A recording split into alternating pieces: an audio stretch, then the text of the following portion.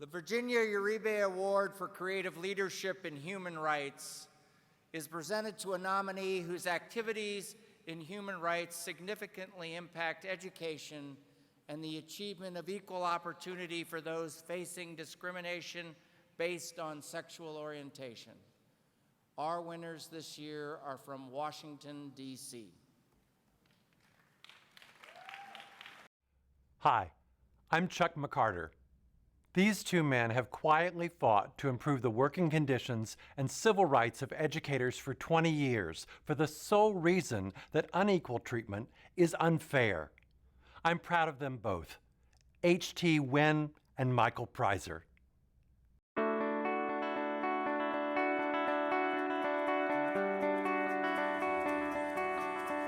Inside the NEA building is one of the state affiliates of the NEA, the Federal Education Association.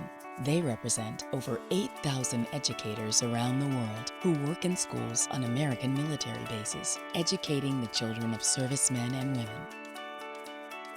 FEA members work for the Department of Defense, and being in the military, even as civilians, brings a set of rules and expectations not encountered in the outside world. When married couples who both teach at a school, for example, apply for a transfer to another location, the DoD Education Activity, the office that oversees the schools, would give priority to both requests so the family could stay together. But what about same-sex couples? Are they afforded the same courtesy when they apply for a transfer? Today, they are, thanks to the FEA's Executive Director and General Counsel, H.T.Nguyen, and its current Vice President, Michael Priser. They work tirelessly for equal opportunity rights for their LGBT members, years before President Obama pledged to end Don't Ask, Don't Tell, when the Defense of Marriage Act was still broadly supported in the military. H.T. and Michael fought hard for equal transfer rights for LGBT FEA members and eventually won a groundbreaking memorandum of understanding with the DoD that ended the unfair practice. The MOU created a precedent for other situations where rights were being denied, and H.T. and Michael recognized it as the important beginning that it was. Today, after more hard work, their members are reimbursed equally for travel costs, housing, transportation, and the list and the fight goes on. Michael works at Vilseck High School on the Army base in Vilseck, Germany, providing counseling and guidance to the students who are often required to move many times with their families during their school careers. But everyone at the school, from teachers and support staff to students, knows that Michael is there when they need him. As General Counsel for FEA, H.T.Nguyen has been fighting discrimination for 20 years. In 1996, he convinced the Department of Defense to start counseling groups in their schools for LGBT students who had nowhere to turn for help or guidance. These groups were a precursor to today's gay-straight alliances. Today, Michael Priser works with a GSA called Free to Be at Vilseck. These students are free to be whoever they want to be, with the steady, unwavering help of Mr. Priser, their teacher, and Mr. Nguyen, their friend, hard at work back in Washington. Ladies and gentlemen, please welcome H.T. Nguyen and Michael Priser.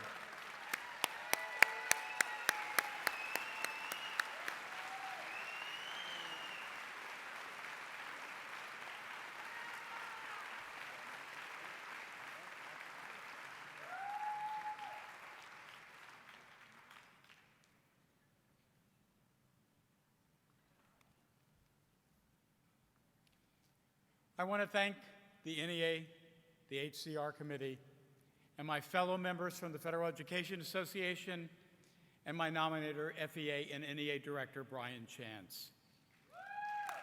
I, as every member here tonight, will continue to fight for equal and fair treatment under the law. And I accept this honor in the memory of the 49 people who lost their lives in Orlando just a few weeks ago. Let the legacy of this historic merger of the National Education Association and the American Teachers Association be one that this fight will continue until we have liberty and justice for all.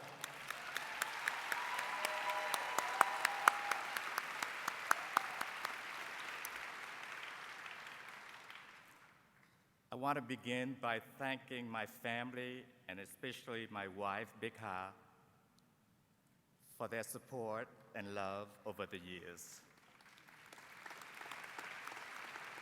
You have made it possible for me to do the work that I do on behalf of our educators. My thanks also go to the NEA for this wonderful recognition.